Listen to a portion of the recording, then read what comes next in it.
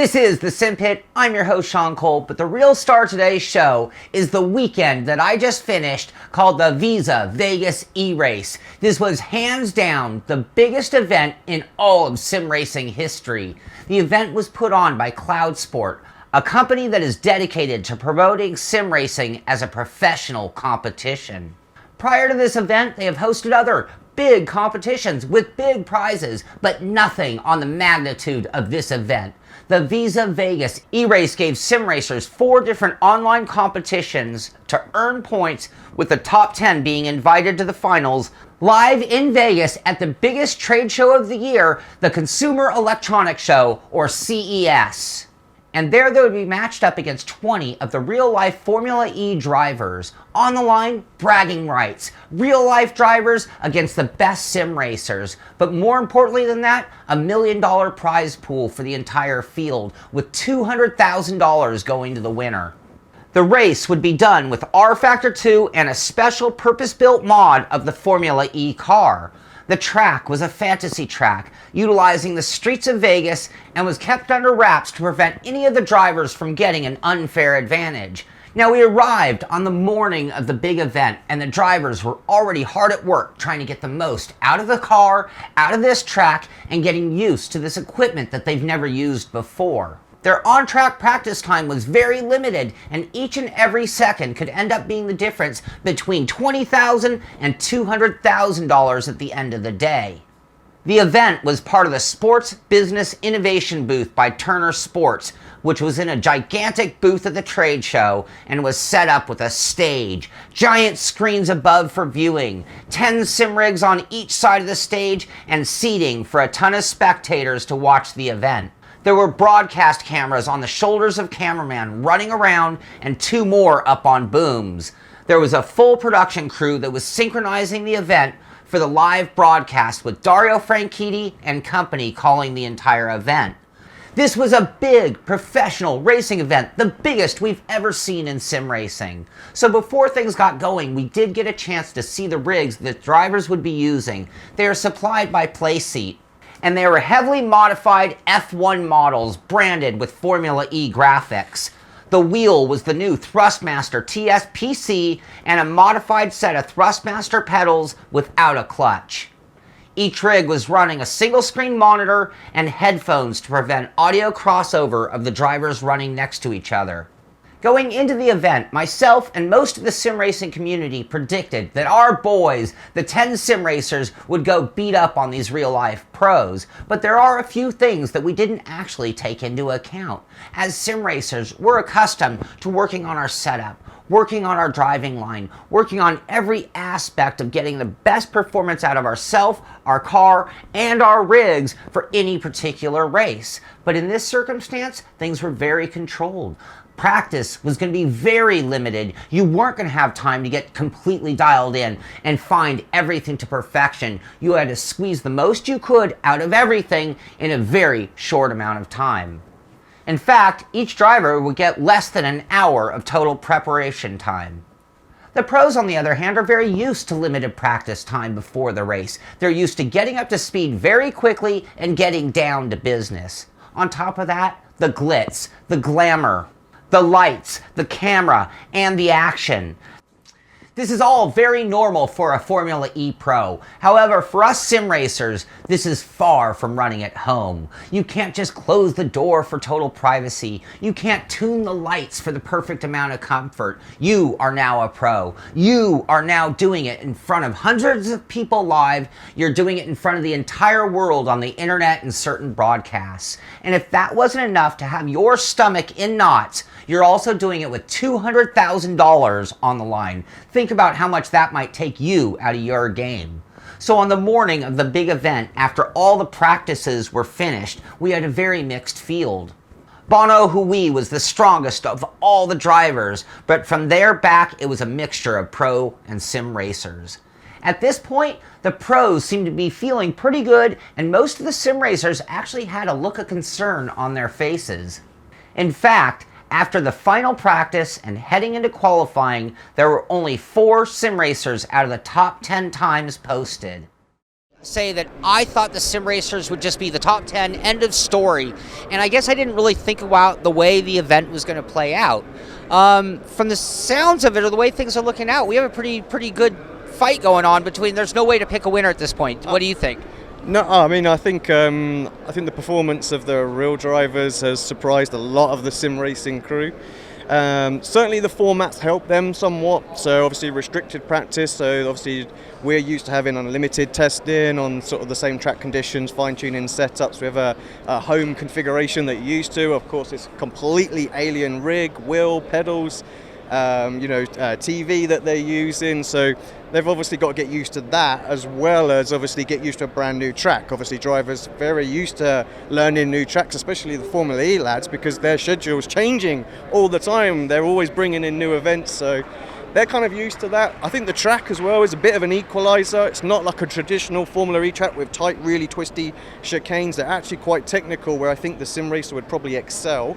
This is a lot more fast and flowing, so it really is a bit of a leveler for those guys. They were, I think the real life drivers have been studying what the sim racers are doing as well. We were meant to have a closed practice yesterday, but the real drivers were literally right behind them, glued, watching. But initially it was going to be broadcasted in the Formula E club, but they're like, no, it can't be done. And so they run out here and started watching. So a little cheating going on. Amongst the sim racers, there was talk of video lag. These monitors were running at 60 hertz versus the up to 240 hertz that a sim racer might be using. There was talk about the brake pedal not having the feeling they wanted, it being a potentiometer type instead of a load cell or a hydraulic pedal that a lot of aliens now use. Were you at all surprised by the speed or the pace of the pro drivers? Well, yes, I did an article recently on Red Bull where I said we'd smash the pro drivers. I've got to eat my words big time. I have to eat the same words, by the way, just so you know. I don't know what to say. They're rapid. But I mean, we've got a few real drivers on our team, and they're comparable to us. Right. So we knew they're going to be fast, but actually these guys have got used to the sim so quickly. But perhaps ignorance is bliss, because the pro drivers, they weren't having these same kind of problems or complaints. But regardless, all of the drivers, pro and sim, were using the exact same equipment.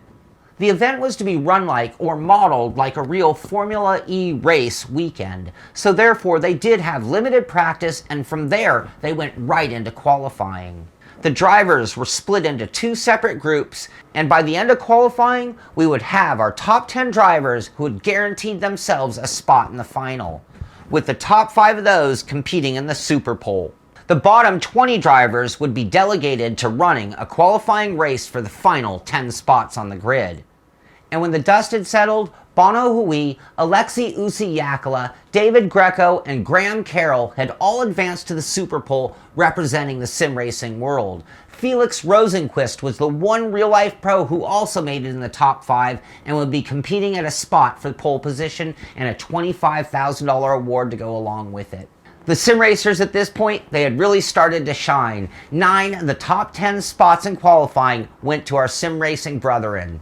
In the Super Pole competition, it was a dogfight once again between Hui and Rosenquist. Bono Quiz 2, can he be the man to take pole position for the Visa Vegas E-Race coming up later on? Now on to the final turn. The lap time to beat from Felix Rosenquist, the 1 minute 28.832. It was very neat and tidy. Is it pole position for Bono Quiz? Yes it is. Bono Quiz takes pole position for the Visa Vegas E-Race. Later on, he pockets $25,000 after a superb lap. After that, the final 20 raced it out for the last 10 spots in the race. Who holds the lead still in second place is DaCosta. Looks as though Nelson Piquet Jr. has got him into third place, with Robin Frakes dropping down to fourth. Fifth place is Lucas Di Grassi. In sixth place is still Martin Croix. As I mentioned at the beginning of the show, this was being run in coordination with a live broadcast, and it was being kept on a very tight schedule from one session to the next with very little time in between.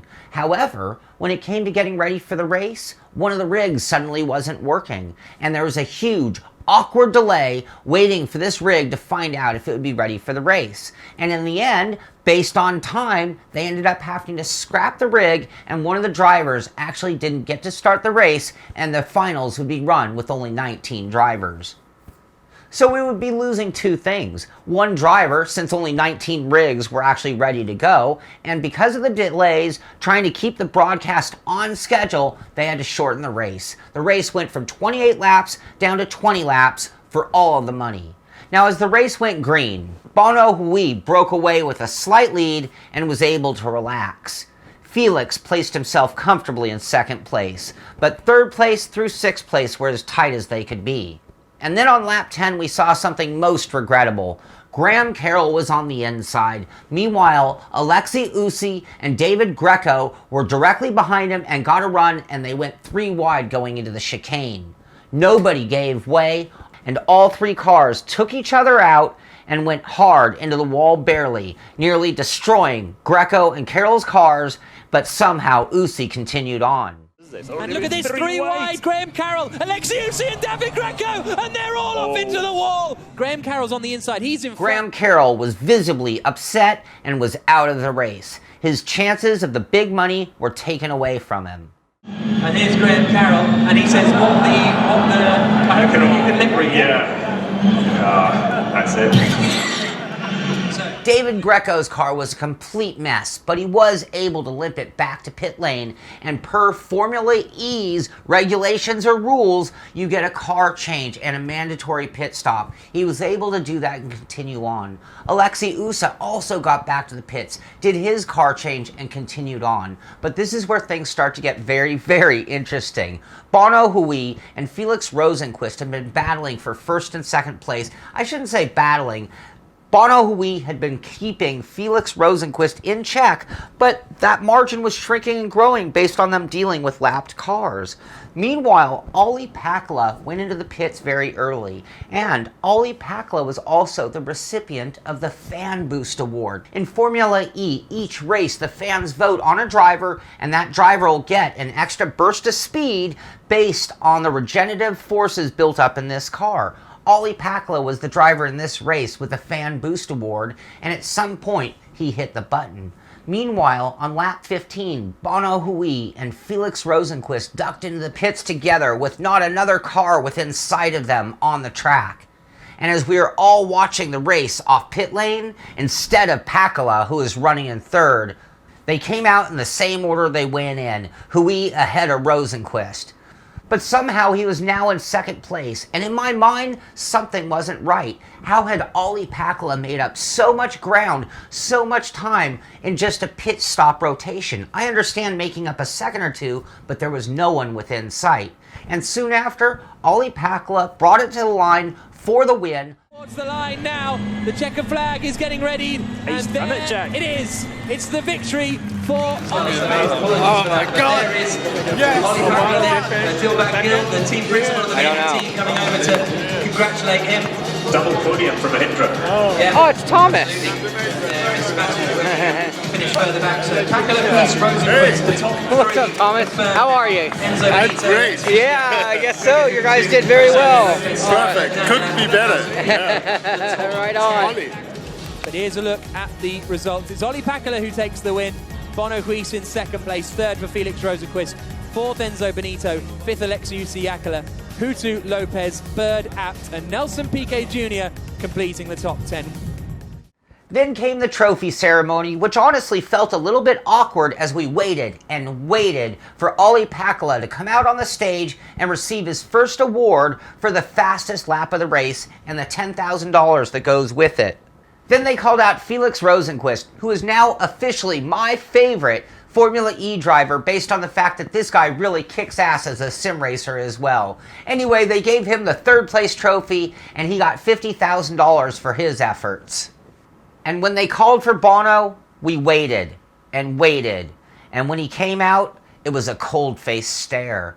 He took his trophy. He looked straight forward without a smile. I've never seen someone so upset after winning $100,000.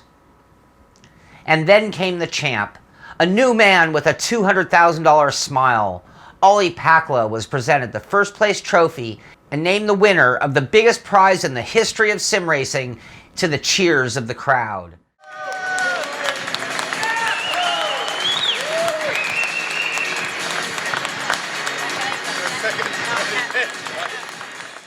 And then the event came to a close. The commentators had left, the lights were turned off, the crowd had dwindled away.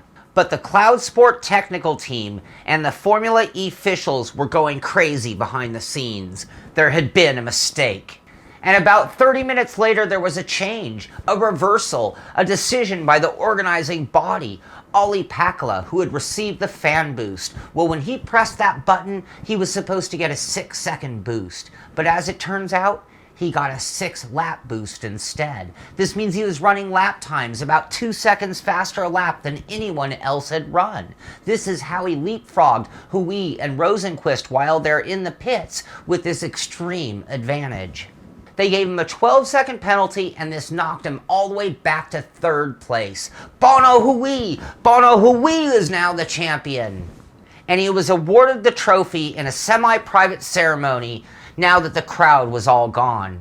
This was the right thing to do by the committee, but left a dark shadow on our pinnacle event.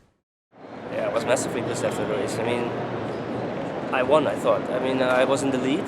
Nothing really was happening behind me, and then suddenly I come out of the pits and only is in front of me by 8 seconds. So I was like, well, how did that happen? Does he have to pit still? Does he pit in the last lap or something? And then we crossed the line and he won. I was like, how does that happen? So then I spoke to Ollie and he said that he had some issue with his fan boost. Yeah. Then the technical director sorted it at the end and apparently I've been given the win now. Amazing story. Yeah. Unbelievable emotions back there as well.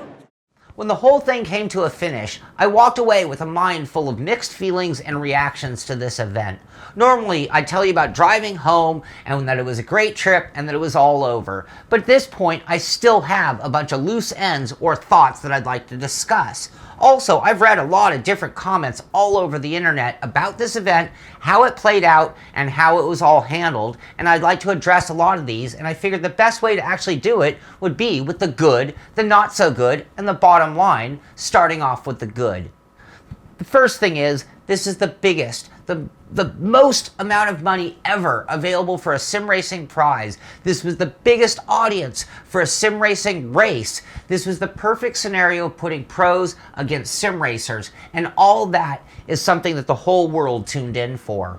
The event was actually very entertaining and extremely well put on from a production standpoint. They had the stage, they had the broadcast team, and all the glitz and glamour to go with it. They had big names in attendance and promoting the concept of bringing racing to the high-tech world and that sim racing could be a big part of it. It got massive media attention and brought all the world's eyes into sim racing. And for the most part, they put on a very exciting event and drew a much larger live crowd than I ever would have imagined. This audience, this crowd, they were cheering for the race. They were sucked in. They are seeing it as an entertainment platform. Cloud Sport put together the ultimate scenario we have all dreamed of. Real-life pro racers running against sim racers and putting it in a balanced, equal place for them to really see what they can do against each other. So much so that it had the sim racers scared despite playing on their home turf.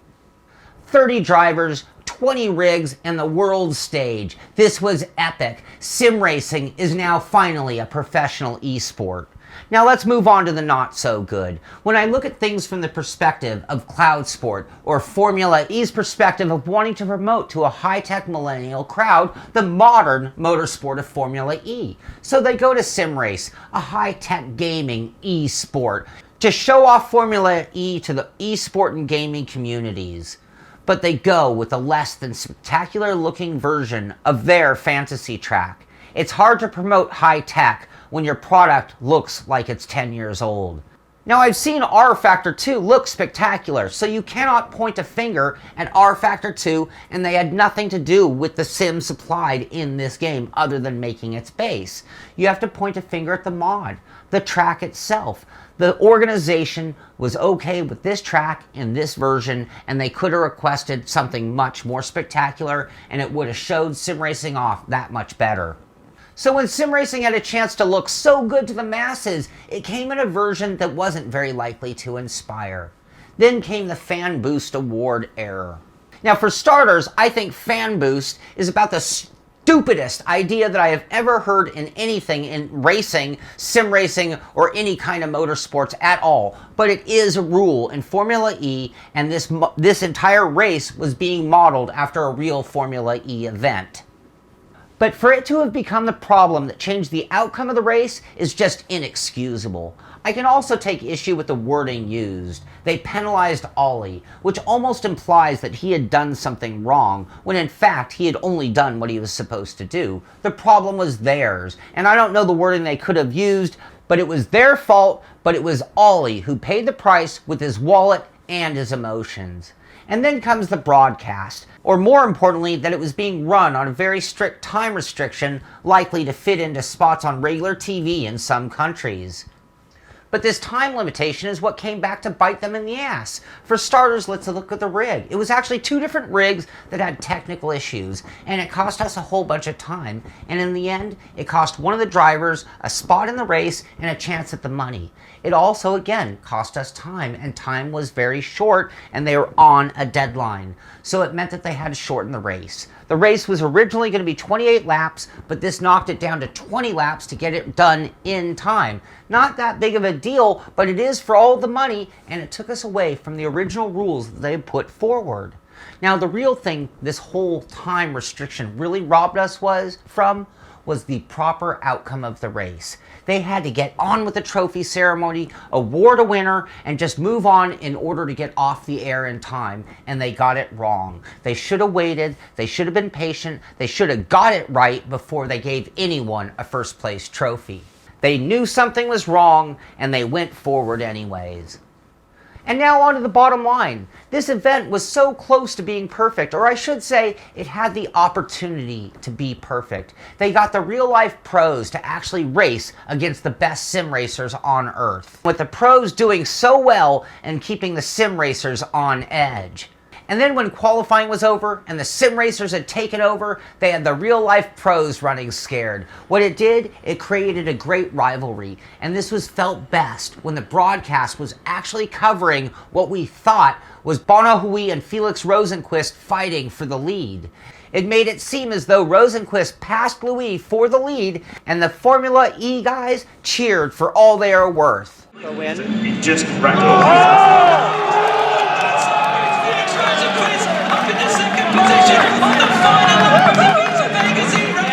The event did create a real-life race environment with real-life emotions, and that was awesome. And of all the things that did go wrong, almost all of them could have been avoided.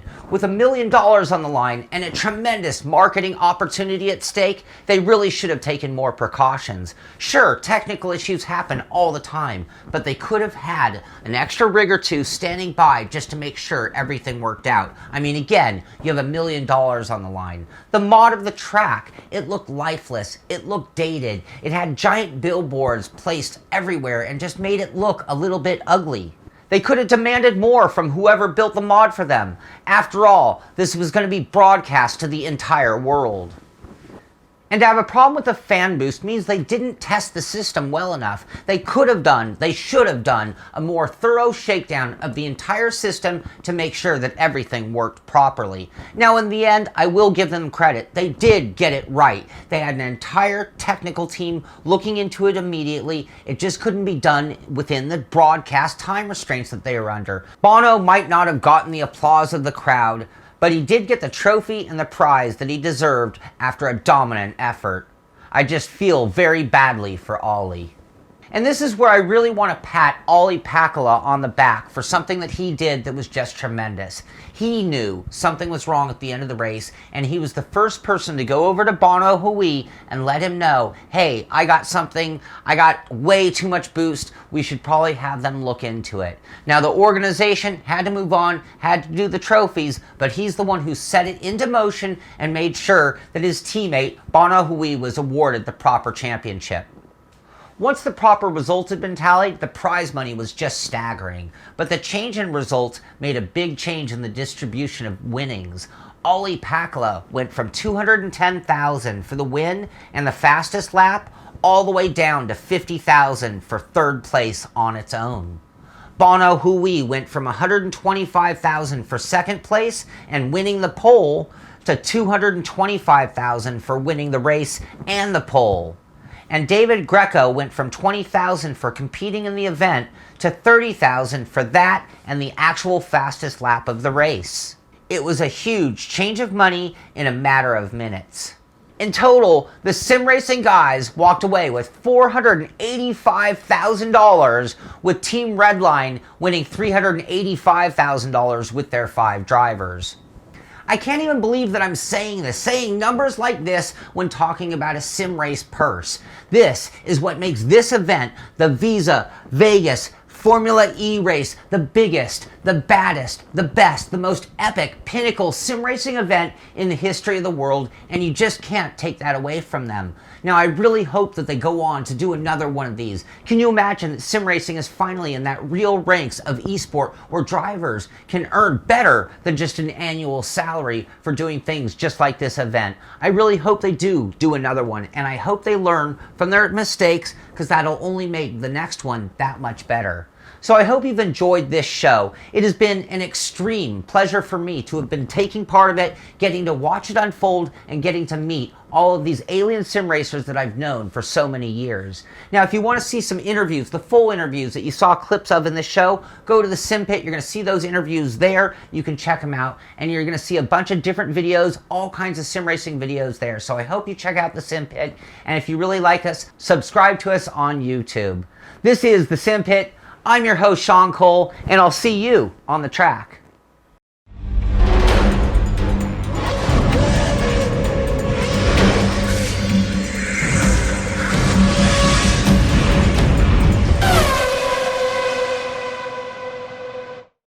Like, oi vita mia. Yeah. Right, just sing This is it. awkward. It's your job. Oi vita. I don't. No, this is off the record.